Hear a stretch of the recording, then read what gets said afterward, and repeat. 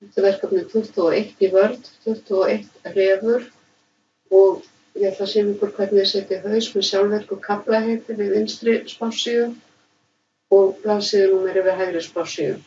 Ég er búin að merkja myndina hér með textanum heimkynni heimskautarefsins. Þetta er mynd 2 í kafla 1, þetta er mynd 1 í kafla 1.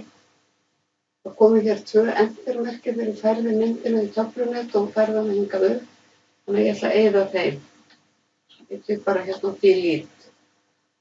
Til að setja haus, þá fer ég í insert og header og ég vil edit header.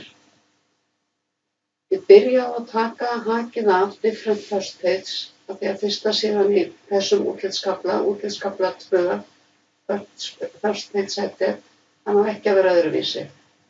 Það slekk ég hér á. Það kemur hér bara header section 2.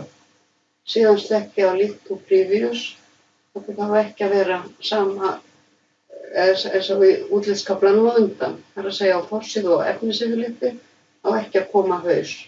Þannig að nú er ég bara að vinna með haus í útlitskafla 2 og við þurfum að gera þetta í þessari röð, að slökkva fyrst hér og síðan hér. Nú ætla ég að fara í quick parts og field og ég vil hérna style ref í listanum. Style ref og ég ætla að tengja hér við heading 1. Þannig að í haus þá kemur heitið heimskautarefur á þessa síðu og svo framvegis. Við breytum heading 1 þannig að hver nýr kafli byrjar á nýrri síðu, þannig að þá er þetta mismunandi á síðunum hvaða kafla heiti er í haus. Ég segi OK. Síðan ýti ég á dálklykkilinn tvisvar og fer í page number og vel current position og plain number. Ekki velja top of page því að þá fer textinn heimskautarefur út. Þannig ég vel hér current position og plain number. Og ég ætla að byrja að telja á blaðsíðu 3.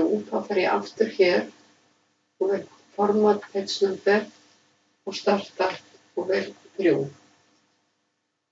Þá er þetta hér. Og ef ég fer hérna niður skjalið, kemur einkenni, síða 4 og svo framvegis. Þannig að ég ætla að vista.